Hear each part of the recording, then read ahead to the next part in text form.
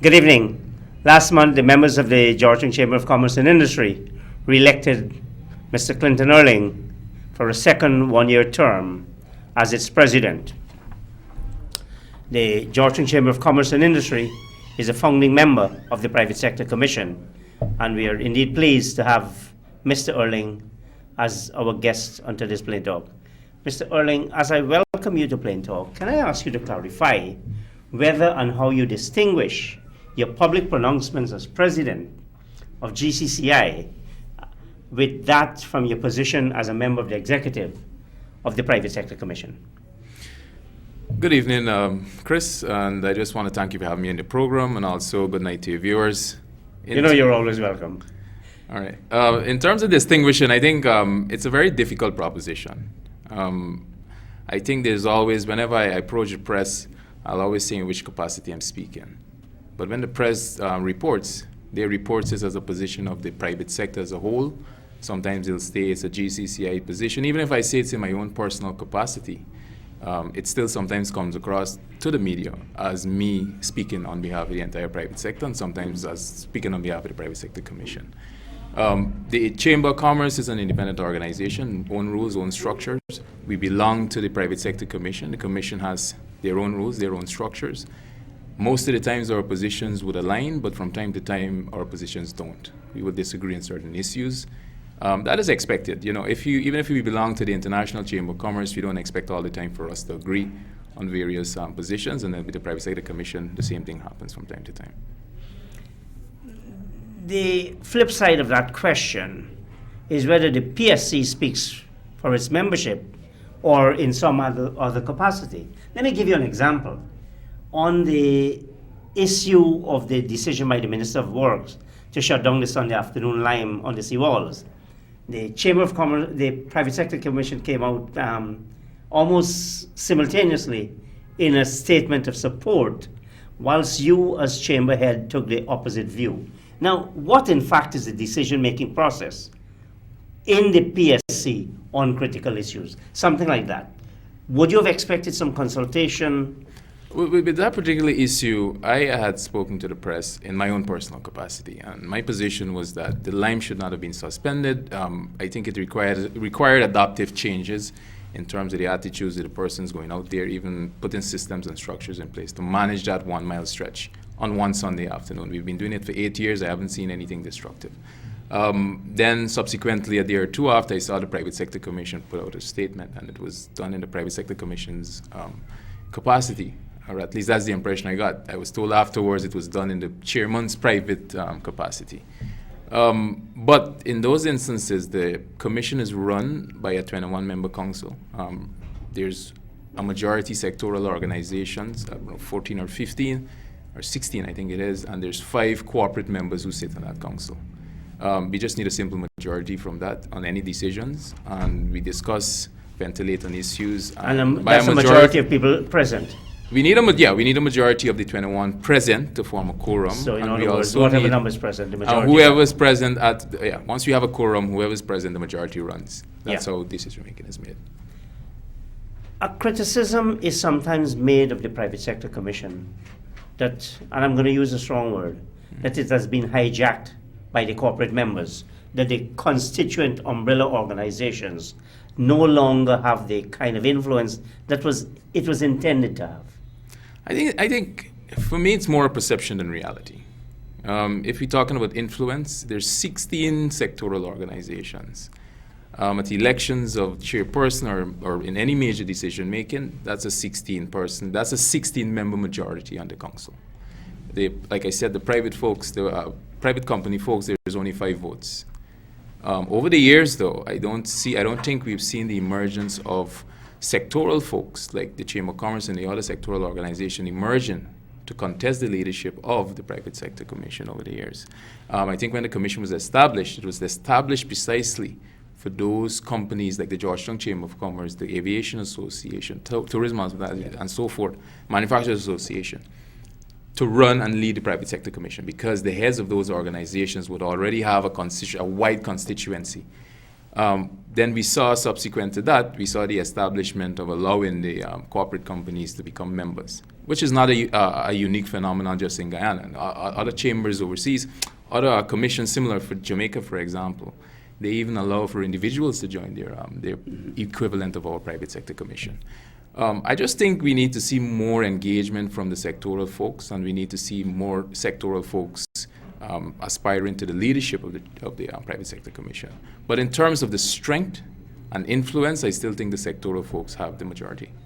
They may have the majority, but do they have the influence? When you look at the faces out there on television and the names quoted in the newspapers and attached to statements, you always see a number of recycled folks moving, and if they can't do it through one organization, then yes, as corporate member. Yeah, Chris, because over the years, if you look at the chairmanship of the Private Sector Commission, most of the chairmen have been from the corporate entity, the corporate section of the Private Sector Commission, as opposed to those sectoral heads. We haven't seen the Gold and Diamond Miners Association president as the chairman of the private sector. We haven't seen the Georgetown Chamber of Commerce and Industry president being the chairman of the commission. And I think the time is ripe for a change in the private sector commission and to change that whole equation. And I would love to see in this year's election of the chairman, which should happen within a month's time, a sectoral organization contesting the leadership of the private sector commission. I wouldn't ask you whether that's a hint. I'd leave that. Now, let's get on to some substantive issues. What do you see as the role of the government vis-a-vis the private sector? Should they be complementary? Should they be competing? Complementary, not competing. For me, government intervention, the whole economics that, you take a laissez-faire approach and let the private sector operate and the markets correct themselves, I'm not a big proponent or believer in that. I believe in government intervention in the economy. I even believe in government investments in the economy, in a private public model, as opposed to government wholly investing in various sectors to compete with private sector. I would encourage government investments all in areas, though, where there's a large public good need that the private sector can't fill. And if the government have to intervene to fill it, I would totally encourage that. And we're talking about issues like maybe we're looking at maybe a hydropower system or the electricity company. If there's no private sector companies out there domestically or internationally to fill or to run those agencies, I would totally encourage government's intervention. So should they be run as social good? If they're run commercially, it really ought not to matter who runs them, who owns them. Yeah, that's my point. You're suggesting there might be a social good element to it? My whole position is it shouldn't matter who owns them. If they're run by the government, for instance, my only requirement is, and when I say public-private, it can be the private sector involved by putting up capital, or private sector management of the companies, or independent professional management of those companies. Again, with clear structures and clear transparency and accountability mechanisms in place to ensure that taxpayers' dollars are spent the way they're supposed to be spent, and those companies are run effectively and efficiently. The examples you give just now is utilities, largely. Yeah. Now, what about a place like Guy Oil that competes, where the government competes directly with the private sector? I think those are structures that came, or maybe they're held over from our previous policies. But I don't see any place in today's workplace, especially with a Guyana oil company, where the private sector can sufficiently supply that commodity or that service to the public. I think the government should exit and get out of that business. Government's involvement should come maybe at the startup phase to help new industries to emerge, to put up capital, again, for new projects and new enterprises and so forth. But not for industries where the private sector can easily facilitate, manage. I think government has no role in that. Yet, you've just released, and I should congratulate the Chamber on the impressive-looking Business Guyana 2013, and the caption Transform Guyana. It has the government-owned Kingston Hotel on its cover. It actually calls it the Marriott Hotel. I'm not entirely certain of the veracity of that. Now, here is a government, based on what you've said, giving itself massive concessions. The concessions which the Kingston project gets in total would be wider than any entity in Ghana, even the Burbis Bridge, I would say. Is that fair or unfair competition against the other private sector businesses, given what you've said, that it's not a new industry? It's not we're developing a particular kind of technology. It's an established market. I think the Chamber of Commerce just released the results of our attitudinal survey, which we do annually. And we've asked our members to rank in terms of projects that we feel the government should be pursuing, major infrastructural projects and so. In that survey, the Marriott Hotel came, I think, last in the whole rankings and the ratings of that survey. If you speak to, for instance, to the Tourism Association or folks in the tourism industry, even folks in the hotel industry, which we've done, there seems to be the feeling that the Marriott Hotel would not compete with them, but for them, attract even more business to their businesses. I thought at some point you might have seen maybe the same hoteliers coming out to say, look, this is unfair competition. I think we've had, the only reservation we've seen is from the Pegasus Hotel, I think, in that regard. But I think overall, there's total endorsement of that hotel, because there's this argument that if there's an international hotel of a 4-star or 5-star quality, it signals to investors and persons out there that something is happening in Guyana and somehow would bring investors into Guyana. Well, now this suggests that there is a slight disconnect between even the Chamber of Commerce and its own members, or the population of its survey. They said, put that low down. Given the challenges of flooding that we see, the problems in education and health at the University of Guyana, do you think, and have you seen from any published, any study, feasibility study, a justification for more than $10 billion of public funds when those other crying public needs exist? Have you seen the feasibility study, for example? I've not personally seen the feasibility study for the project, but has the PSC seen it, as far as you're aware? As far as I'm aware, I'm not sure. I can't speak and pronounce on it, but I know there have been numerous presentations from the government side to the Private Sector Commission. I only been there a year, but I haven't seen any of those. But there's been those interventions where they've tried to share the information with the Private Sector Commission. Chris, I think for this issue, it raises a much broader question. And I think we need to start advocating and re-examining the way in which we decide on priority projects in Guyana. For me, it could be the Marriott today, it could be any project. But I think at this time we need to start the conversation in terms of the development of an economic council. An economic council that would comprise the leadership of the president, some academic folks, folks from the academia, folks from the opposition in government, and folks from the private sector. And this committee, this council would be responsible for diagnosing, number one, what are some of the areas in terms of where Guyana's competitiveness is lacking, and also to provide the prescriptions as to fix those, and also to prioritize based on that process which projects should be pursued nationally.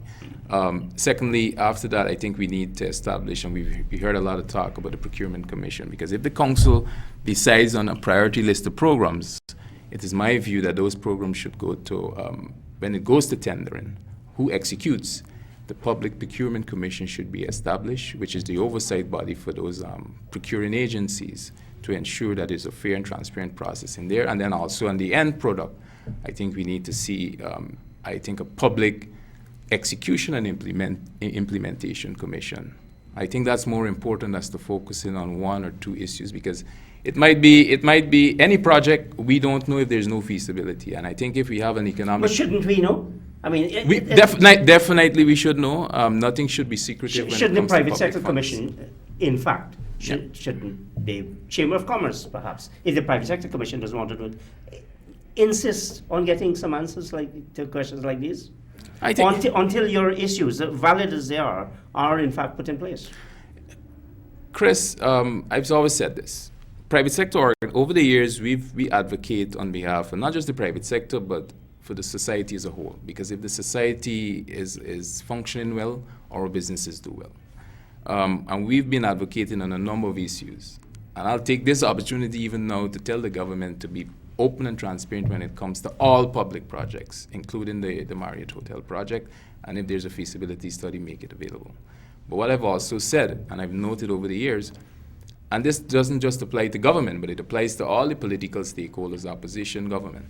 We in the private sector can advocate, but advocating does not guarantee policy action. In our country, in Guyana, I think the history has been the politicians have taken a prominent space and they take up the majority of the national conversation. And the public also expects just the politicians to decide, from my experience. So when we have civil society groups emerging, and now I think the most vocal one is the private sector at the moment, and I think with justification.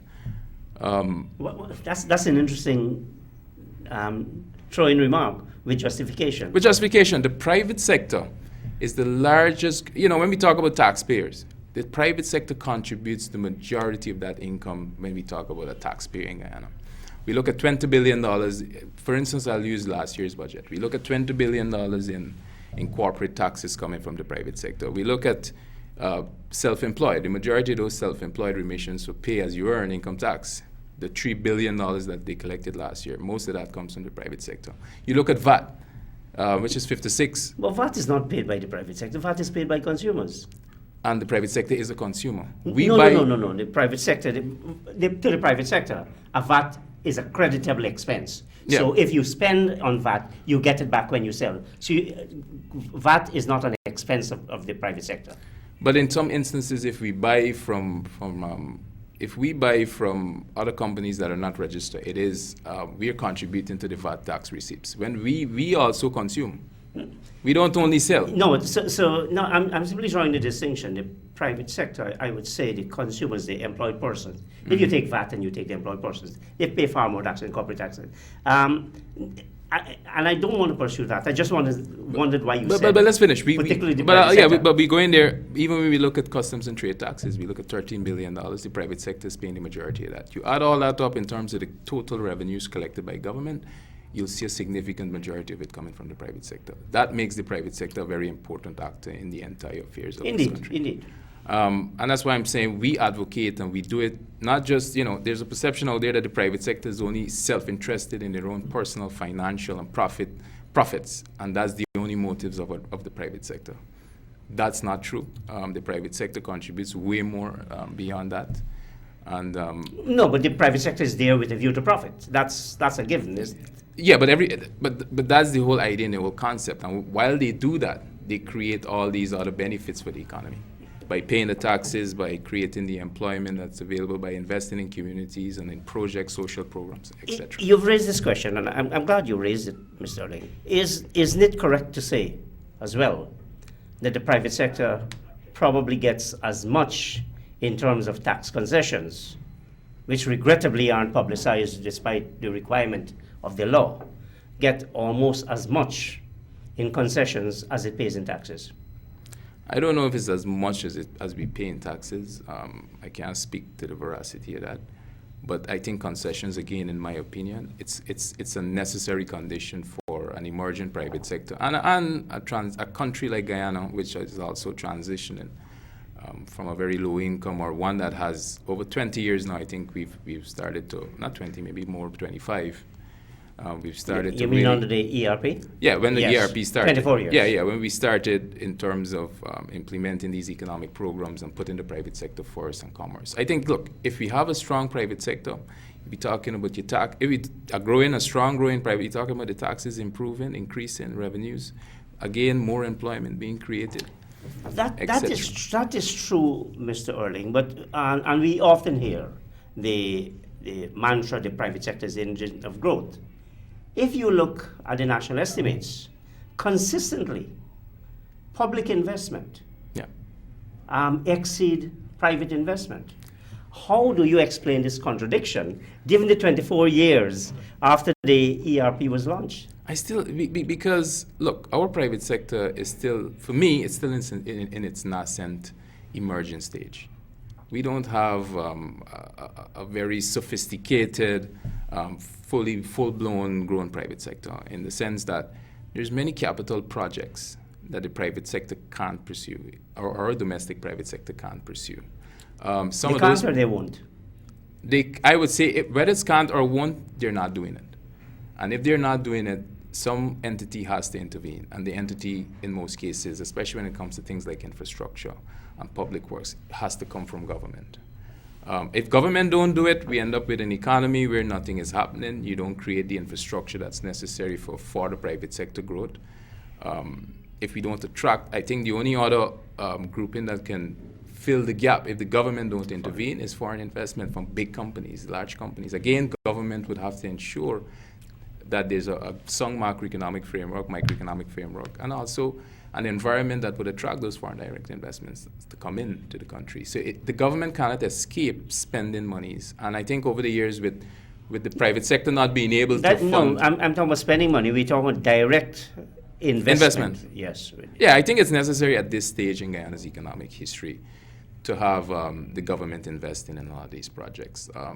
You see in countries, even in the US, when the economic crisis hit, the government had to intervene to help build their economies. Their economies and their private sector is far more advanced than our private sector. I think if we see a change in the way our sectors are made up and what we're exporting and what we're producing, I think then you will see the emergence of a private sector that can invest in anything and don't really need as much government investment. I'm talking, for instance, if we find oil and gas, we have lots of foreign investors exploring for oil and gas at the moment. We need to also start looking at diversification and not just talking about diversification. Because at current, I use the analogy to explain our economy as the West Indies cricket team, where if one or two players get out, the entire team collapses. And we saw that just recently with our economy. We're still a commodity-based, primary producing economy.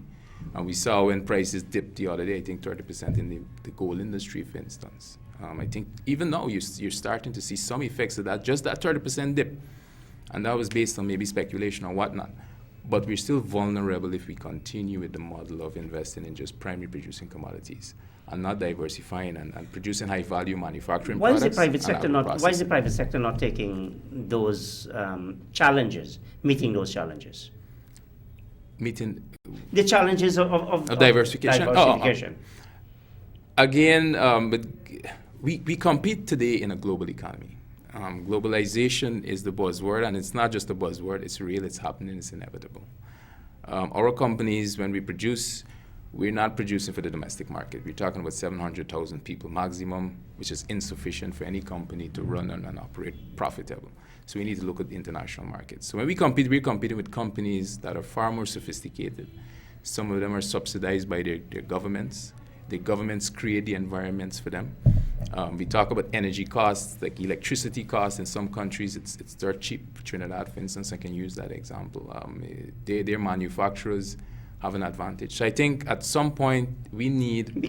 But that's partly because they're exploiting their national competitive advantage. Their national competitive advantage. Does Guyana, and I'm speaking to you as a private sector thinker, does Guyana sufficiently exploit its natural advantages? Why should we be exporting paddy? Why aren't we in serious jewelry business rather than selling of raw gold? That's it. I was trying to make the point: diversification, not just in manufacturing, but also from the agricultural side of things. We should be looking at agro-processing being one of the major tenets or elements in terms of transforming the way our economy is designed at the moment. You look in Africa, for instance, agro-processing plays a huge role because these guys, the government go out and they attract big companies like Unilever, Del Monte, and all these big agro-processors to come in. And when these guys come in, the model they create backward linkages in terms of supporting the local farmers, establishing certification labs for them, training facilities for them. But these companies also already have, in the forward linkages, they establish markets. So we need a strategy to attract foreign We have a investment. national competitive strategy led by the private sector. Why isn't it taking a role in those things? It's not led by the private sector. I think the chairman is a private sector. It's a faulty model. The national competitiveness strategy is a fantastic document. The producers of the documents were these Harvard professors, Ricardo Husman and these guys. You look at it, it's very comprehensive. I was a part of the whole first consultation that they had. But I think the problem has been the way the institutions were structured to execute the national competitiveness strategy. Earlier, I spoke to you about the need for a different economic model, starting with an economic council. That economic council could have easily been located in the national competitiveness Well, why isn't it? Structure. Why isn't it? I think the problem is the donors, whoever sponsored that particular program, at the end of the day, you keep seeing the donors returning to the simple model of allowing the government control of these institutions. And once government has the final control, government move these institutions at their own pace. And in Guyana, we're looking at a different environment in terms of the whole, what government is. At the executive level, we have a president, we look at the legislation now being run by the opposition. I think we need some adaptive leadership changes and paradigm shifts to readjust to that reality. If that council at the National Competitiveness Council, let me finish, should be manned and should be led now by, that should probably be the economic council that I'm talking about, with academia folks, private sector folks, the president, but it should be, its requirements and its execution should have some mandatory timelines for implementation. One of the problems we have, the chamber has a document coming out we call the Competitiveness Manifesto. And one of the areas we identified is the lack of implementation of programs from the National Competitiveness Strategy. And who, when you say the lack of, who's responsible for not implementing? Ultimate responsibility comes down to the whole structure, and I would say government has a responsibility to ensure, because government is the leader, has the leadership role in the current structure of the National Competitiveness Strategy. And to council, I think there's also moves from the Private Sector Commission. I've heard discussions about having opposition folks from the legislation, political parties, to sit on that council to ensure that we have some sort of bipartisan approach in terms of taking these projects and programs forward. But look, Chris, we really don't need to reinvent the wheel. That national competitiveness strategy has almost everything that Guyana needs to become very competitive. That's just the issue of implementation. But the machinery is bad, you're saying? The machinery is bad. The institutions are bad. I want to get back, a final question on this, the hotel project, because you're one of the people who speak quite freely to the press. Do you know the identity of the entity to invest in the hotel and the casino? Because that's something we seem to be downplaying, the casino element of the Kingston Hotel. To be Do honest, we know? To be honest, Chris, I don't know any of the specifics as it relates. And it's a fault because we haven't pursued the specifics of, or I haven't pursued the specifics of the project. But I always say overall, I think government needs to ensure that there's transparency in every project that they pursue, including this Marriott project. Any member of the public should easily access this type of information. If that's not being done, I would urge and call that transparency. But there's no if about that. It's not being done. This question has been asked of Dr. Roger Luncheon. It's been asked of the government on several occasions. And the answer is not forthcoming. How comfortable, as a private sector person, as a citizen, how comfortable are you when, and as you say, big taxpayer dollars involved, and you can't get basic information? I don't think anybody, not just we from the private sector, but I think all civil society and all citizens in Guyana should demand proper institutions of transparency and accountability. And if they're not being done, we can't ever be comfortable with such arrangements in anything. Because again, I spoke about if you're talking private sector views on this, and I spoke about our competitiveness barriers report, which will come out at the end of this month.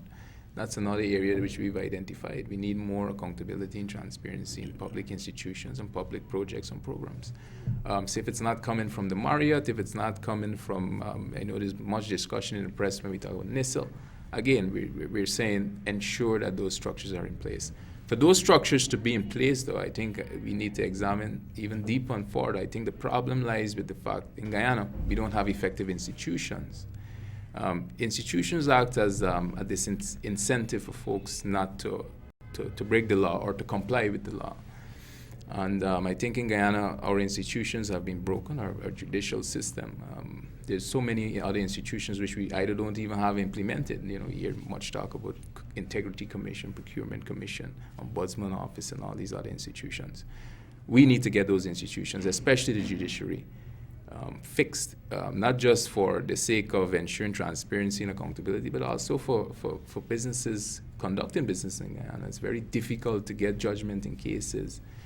You see people scandaling. You look at the newspaper, you look at the media, and the way they report, they can write almost anything or say almost anything, but you can't take action against them, or you don't want to take action against them because there's that disincentive, because when you go to the courts, it takes about 2-3 years before judgment is passed. So persons don't even bother. I think once we have the institutions in place and there's certain requirements for transparency and accountability, it forces the government and it forces even us in the private sector to ensure that we are open and transparent. Sunshine is the best detergent. Yeah. Let's turn to the national budget. The court will soon decide whether the National Assembly has the power to amend budget presented by the Minister of Finance. But I want to ask you, as a businessman, on a matter of principle, whether you believe the National Assembly should be approving the spending of $20 billion on a project on the expectation that this money will come in, given that the recent history is that you keep expecting and the money is not coming in. Look, we've spoken to the Minister of Finance on this issue, and he has an argument in which that no estimate, the budget is an estimate, and all the estimates that he would lay in the National Assembly, those funds for those projects, those expectations, they've not come in. Even when you're talking... But Mr. Erling, I must interrupt you. You know that No, is not a valid point. Because one is a law. Taxation you pay by law. You can't pass a law and order Norway to pay you this $20 billion. This is a different story. All right. That argument can't hold. Okay, so you can say that the minister's argument can't hold. I also say when we see the opposition folks in Parliament cutting that from the budget. For me, it doesn't matter whether the government can argue whether or not they want there's $20 billion there for LCDS programs, or the opposition cut it. At the end of the day, that entire entity has its own procedures to access those funds that we've received in the GRIF. And the government has to produce something called project proposals or project documents to substantiate and justify what they're going to do with those funds, to spend those funds, to get them released from the GRIF. Government can put in a budget $20 billion for whatever they want. If they don't justify the projects to the GRIF, those monies aren't released. The only problem I can see arising is if it's in the budget and the government use other means. But that's exactly it. Right. And now what would have happened there, and I speak as an accountant here, what will happen is that if you approve it, the money doesn't come from the GRIF. Mm-hmm. You have a deficit of $53 billion, more than 30% of your total government revenues for the year. As a businessman, is that a good proposition? In terms of deficit, look, but on the issue of the $20 billion, I really don't think it matters, because even though it was cut from the budget, it doesn't affect the fact that the government still needs to provide justification to the GRIF to access those funds. Speaking about deficits and big public debts and so forth, there's a big debate at the moment in the U.S. There's this esteemed economist, Paul Krugman, and he's arguing with some Harvard economists, Borgoff, and these guys just wrote a report, and these guys were talking about the link between growth and debt. And the Harvard guys are saying, the economists are saying, too much public debt slows growth. Krugman, on the other hand, is saying, hey, look, that's not really true. We can sustain GDP ratios up to 90%. In Guyana. I think that's the thing. I think Krugman, I've been following the debate you're talking about. Yeah. They were saying that maybe 70%, you begin to have a drag. And I think both of them are right. Krugman goes as far as 90%. 90, yeah. And he's saying that you have to be expecting a growing economy. But we talk about Guyana. Can we sustain, just for 1 year, this kind of deficit? I think it's necessary. I think expansionary monetary policy at the moment for Guyana is necessary. I made some points earlier about our private sector's inability, because at this stage of our growth, to invest in critical infrastructure projects and for projects to enhance the economic environment in Guyana. I think the opposite of government not spending is either the government engages in austerity measures, or the government says, look, I'll take some of these funds and we'll put it in social projects. If you put it in social projects, there's low return in terms of actual financial value. Social projects, you get other values other than financial. No, you get other values other than education, financial. Exactly. No, but education, I can tie education to financial. Yes. Because that's a critical component of any strong economy. As a Health. matter of fact, we're advocating for an education. Health can be tied to financial as well. Precisely. Most of these things can be tied back into the financial realm. So my view is if you spend the monies, again, that economic council argument is so important. We spend the monies on important areas that can boost Guyana's competitiveness, to attract investors and attract our private sectors to it. The return on those investments, Chris, is very substantial. Because if you build a road, the road to Lethem, for instance, or you build a bridge in the interiors for a gold mining community, or you set up effective security structures around the country benefits as a whole. And I think on the long term, if those spending result in forward investments from the private sector, I think we get better growth. But so you don't see, where would you draw the line? It suggests that you were saying if we had a $53 billion deficit this year, you wouldn't be too concerned. It's a difficult proposition, Chris, with this whole debate. It's economy, and that's why I made that example earlier, because economists can argue for or against the whole issue of spending. But both sides in that argument, the Krugman and the other person, are saying yes, there is a range. Some say 65, some say 90. But you see also, too, Chris, there's the direct benefits. The government spends, they create employment in the economy, monies is out in the economy, and so forth and so forth. So there's lots of other spin-off effects. But at some point, I think, again, economic council needs to come into play. That economic council would be staffed, for me, that's my vision of it, should be staffed with a secretariat who's with esteemed economists, researchers, a statistical office to monitor all these type developments and feed that economic council, so that they would know whenever the pressures are too high in terms of some of the government spending projects. I think if we continue on a model where we leave it up just to government, and in our environment in Guyana, I don't think that model can work. We need to look at some other economic models to ensure that we get the best bang for buck, and that certain debt and spending pressures don't in the long term affect the economy negatively. You raised another, the conventional wisdom, the conventional thinking. Investment creates employment, it creates money in the economy, etc. When you have investment, and this has nothing to do with nationality, but when you have, say, at Chetty Jagan International Airport or Marriott, the money does not come to Guyana, the labor hardly comes. They don't pay PAY, they don't pay, you don't see the numbers, you ask and you don't get any information. Doesn't that run against the conventional wisdom and logic? Look, when the investment comes, and if you're talking from a public spending perspective, if you're talking from and whether we get the benefits that are. I think in the short term, if the government engages in a policy where, okay, look, the Chinese is going to fund it, and the international community from time to time tie their aid to certain expectations. That's not aid. Those are not aid. Those are strict financial. Even the financial obligations. Even the obligations. But you look at some of the interest payment requirements, especially coming from now China's emergence as a big player in terms of global finance. I think they're lending even more than the World Bank IDB combined. At those it's very low concessionary type rates they're given to you. And the Chinese government would say, look, not a mile, but for you to access those type funding from us, we need to tie it into something. My saying is, in the short term, it might not be a good thing, but I think in the long term, when those infrastructure projects matures, I think you'll see the return on investment. Now, let me turn to the Mila project, which again appears to have received unqualified endorsement of Business Guyana in 2013. Do you believe that enough is known about the project that will in fact be the largest investment ever undertaken in this country?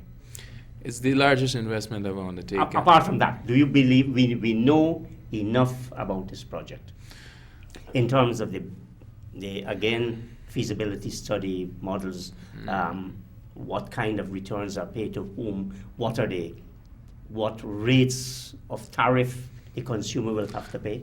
Chris, the only thing I can tell you for certain is that the private sector wants the project. The private sector wants investment into alternative energy sources to bring down the cost of electricity. That's always cited as one of the biggest impediments to business. In terms of the entire transparency of the entire project, I don't know. With that project, though, I think there's the government isn't the only investment partner. There's trying to seek financing from the international donor community, and the international donor community have some stringent policies in place to ensure that those questions that we would have should be forthcoming from the government and being provided. I know in terms of the Amila project, the government has facilitated the private sector in a thorough explanation discussion. We've had even the private investor who's going to execute the project. Site Global? Yeah. Come to the private sector. I've heard, but I can't verify this. I've heard even the government inviting the opposition political parties to give them a comprehensive discussion. But some basic questions are not being answered. Like we are told, and I noticed your own business, Guyana 2013, talks about we will no longer have to pay 120 million US dollars annual fuel bill. Of course, that's not entirely correct because you have to keep a portion of the existing facility. And it's a basic information. We talk, you say, yes, obviously we need low cost of energy, but it can't be at any cost. I mean, so we need to know, is there a power purchase agreement between GPL and Site Global or whoever the body is? We need to know what model is GPL going to continue? What capacity will they continue to have? Because it depends on availability of water. Water is not there, you need to resort to your traditional source.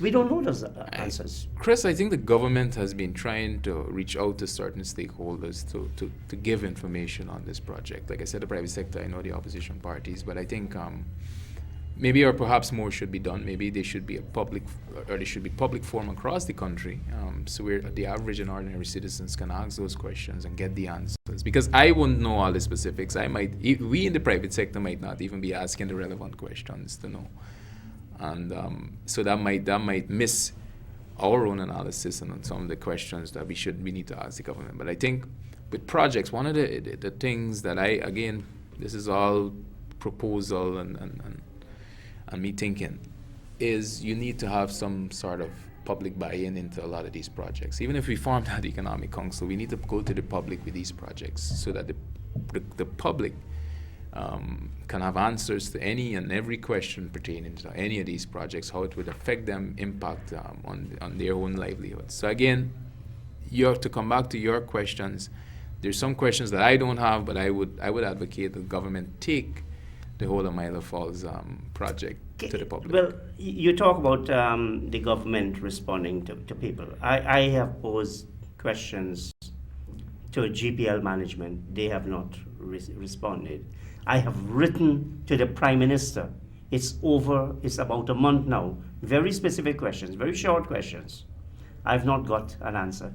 Is it possible that the Chamber of Commerce, whose immediate past president is now a member of GPL board, that we can get some questions answered via him? Chris, I can't offer no guarantees, but I think if you, look, I think your company is a member of the Chamber of Commerce, and I think if you have those questions, they're legitimate questions. You should pose them to the Georgetown Chamber of Commerce, and the procedure would be that we would write the agencies, write the government, and ask them for answers to these questions. I want to shift some discussions on political dimensions. As you said, the Private Sector Commission actively engages on major discussions. The Constitution and the law require holding of periodic elections, general and local. Yes. As a citizen with the right not only to choose your leaders, but, and I say this as a compliment to you, Mr. Ling, but to be elected as one of those leaders. Do you think it is acceptable that the National Assembly should pass any law suspending or postponing such elections? No. Maybe in extraordinary circumstances, maybe some major national disaster permitting or not permitting. But I don't think so. And I think over the one that stands out for me more than any is the whole local government elections scenario that we haven't had. And it should have been held since 1996. 96 or 97, something around 96. 96. The last one, yeah. Yeah. And we haven't had those. And again, it comes back to... I think you're right, 97, that's right. Yeah, it comes back to ineffective institutions. And if we continue along that line, where there's a hijack of the democratic processes, you end up with a bunch of folks who have no disincentive to change any of their attitudes, behavior, even to perform, because there's no elections to replace. There's City no council is and there's no fresh infusion of ideas, thoughts, innovation coming from anywhere, because why? Persons are there. They know the politicians aren't too bothered with local government elections anyway, so they're secured in their positions, and I think that's something that has to change. The entire last year, I've been at length and breadth talking about our displeasure with that whole entire scenario. We saw the international community come out early this year and said, this is the year of local government elections, but I'm not too sure that elections will be held this year. Now, as a citizen, I find it really offensive.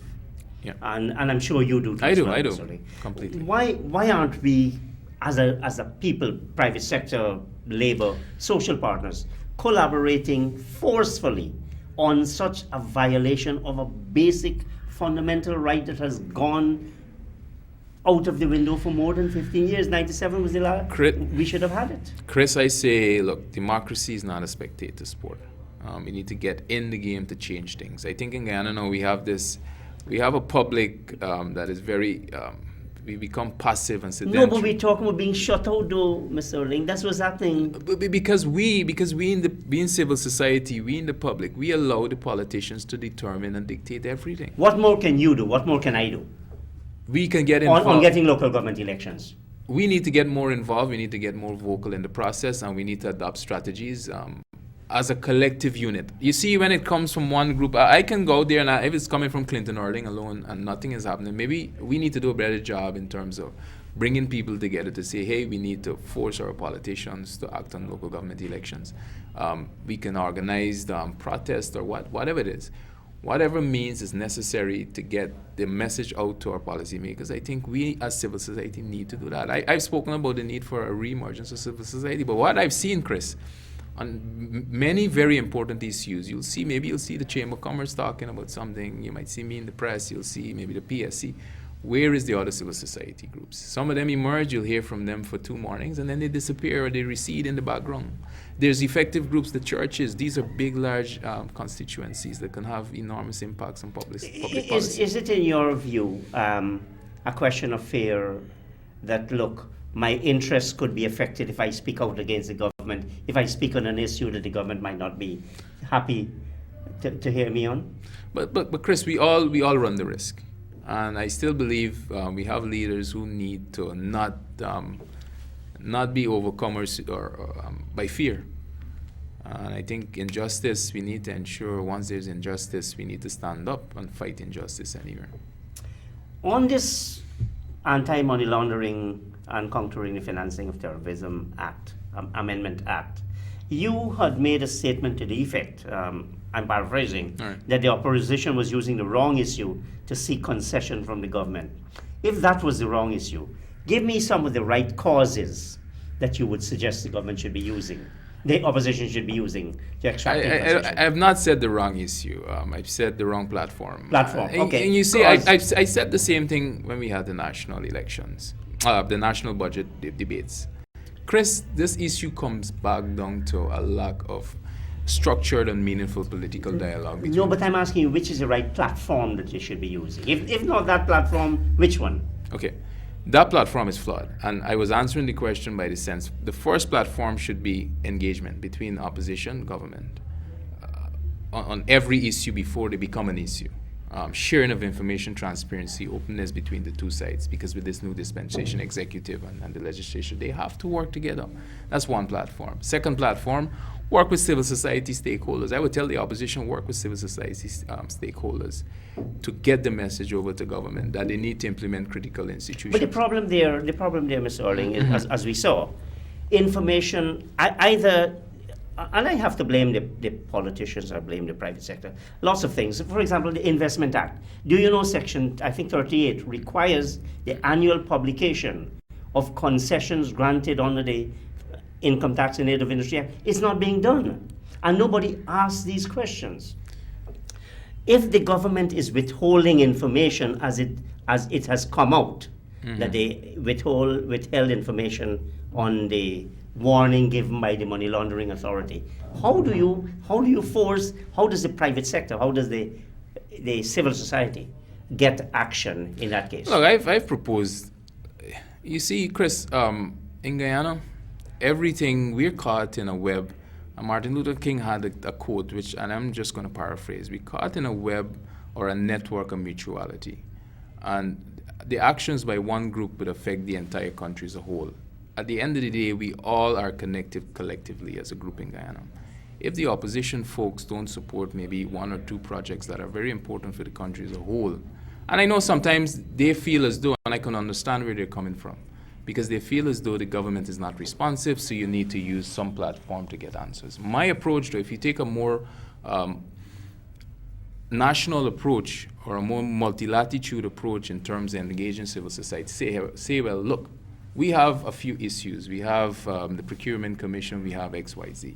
And we've seen, even with the AFC, the AFC political party had made one of the conditions to be the establishment, I think, Integrity Commission, Public Procurement Commission. When we had our internal discussions at the Private Sector Commission, we also, and it wasn't a reaction to the AFC, it's only when the AFC made it a political issue. That you all said you all No. Entire last year, I have documents I can send you on the internet, I can send you to news archives. The PSC at that point said, but we had raised this matter since February. We've raised it since long, but the press don't jump on a lot of these things unless it becomes a political matter. And then the only realization is, oh, no, the private sector is saying. But I'm saying, give us a list of some of your concerns as an opposition party. There's many areas of mutuality where the private sector sometimes agrees with the opposition and agrees with government. Give us your list of mutual areas. Let us start, and not just the private sector, get other civil society groups involved, and let's hold now the government accountable in terms of implementing these. Another thing I've suggested, and I've done it publicly, is the establishment, when we have these dialogue and these talks, is to ensure that a civil society group is present. Because somebody needs to hold these guys accountable. And I've not seen any attempt, and I think it has to come from the president. It's the leadership. At the end of the day, the buck stops with the leadership. I've even said zero-sum outcomes don't help the government. If, for instance, the Money Laundering Act, you don't have the or when the opposition cut the budget, it don't help, more so it don't help the government at all. So I don't understand the argument in terms of, it's in the government's interest and the president to ensure that there's effective engagement with the opposition folks. And I think the past few days we've seen, I think he's engaged with the opposition leader and the members, the head of the AFC. Yeah. But I'm saying, at the end of the day, we've seen this before. That's a story of government. Let the civil society folks say, well, hey, we were the referees, we were in the room, we saw what these guys agreed to. Let's hold them to the fore. Let me ask you this on that money laundering. Has the PSC or the Chamber submitted a memorandum to the Select Committee on the bill? No, we haven't submitted anything formally, but we've circulated for input. But won't you, is not an obligation of the private sector as well? I think the private sector should have a view on the whole issue of the money laundering, but I know we have not done so. If I may say so, I think that's a serious weakness. It's a serious weakness at the moment, but I think it's something that could be corrected. Now, Mr. Erling, I read a statement from the private sector. It was sent to me yesterday. It appears that the private sector commission is losing patience with the government's lack of attention to the functioning of institutions intended to serve as the bulwark against corruption.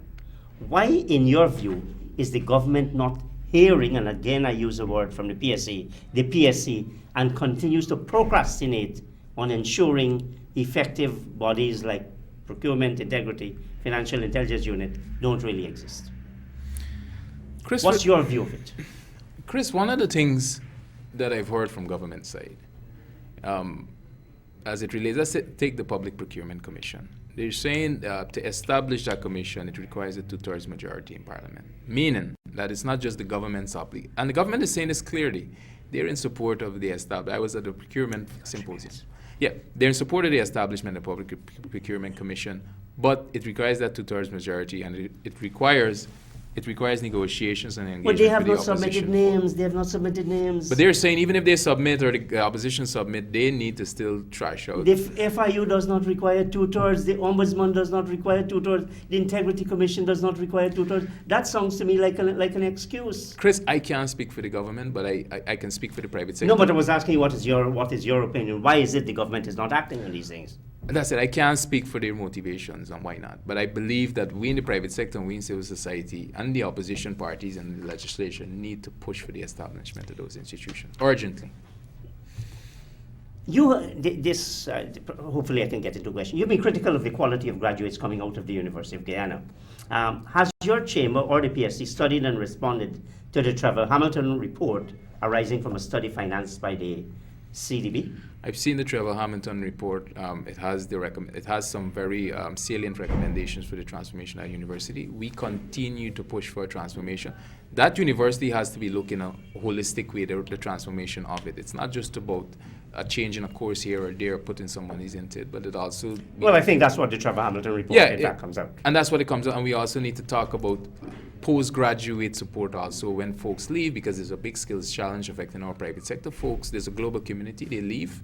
We need to put systems in place where we can incentivize graduates, the good ones, the highly skilled ones, to stay in Guyana. And it takes a very holistic approach, not just, and also government interference in that in that institution needs to go away. We need to move towards a very professionally run university. Is that the PSC's position you say? That's my that's the Chamber of Commerce position. I've echoed it before. Now, I think two exceptional private sector donors to the University of Guyana have been the New Building Society and the Guyana Bank for Trade and Industry. Yes. In your view, has the private sector been doing enough to help to solve the problems of the University of Guyana? Again, Chris, comes back to a holistic approach. I've always argued I'm not a fan of patchwork engagement or interference into anything. Let's sit down as stakeholder groups and fix the University of Guyana, and fix it from a holistic standpoint. We can invest some money here and there from the private sector, which we have done. We've helped to develop some of the programs. I see now they're setting up an entrepreneurship center, and they're coming to the private sector for funding. That doesn't address the core structural problems that exist at the university. We can put how much money we want in the private sector, and if the structural impediments are still there, we don't get any results.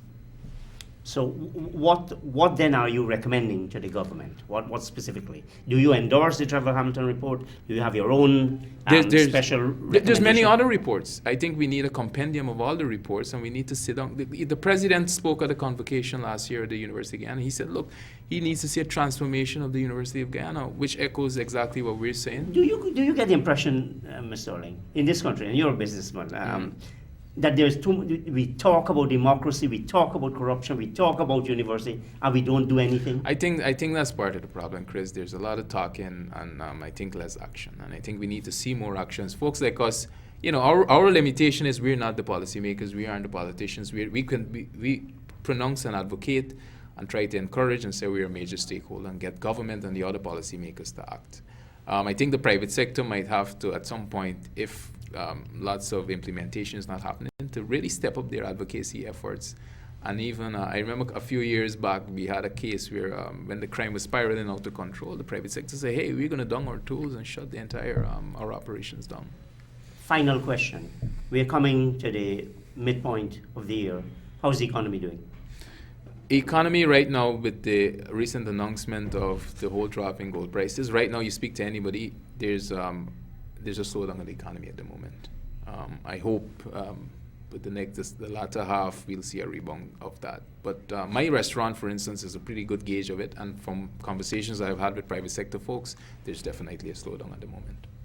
Mr. Clinton Orling, President of the Georgetown Chamber of Commerce and Industry, thank you very much for appearing on Play Talk this evening. It's always a pleasure talking with you. You're welcome. Operators and viewers, Thank you. Good night. See you next week.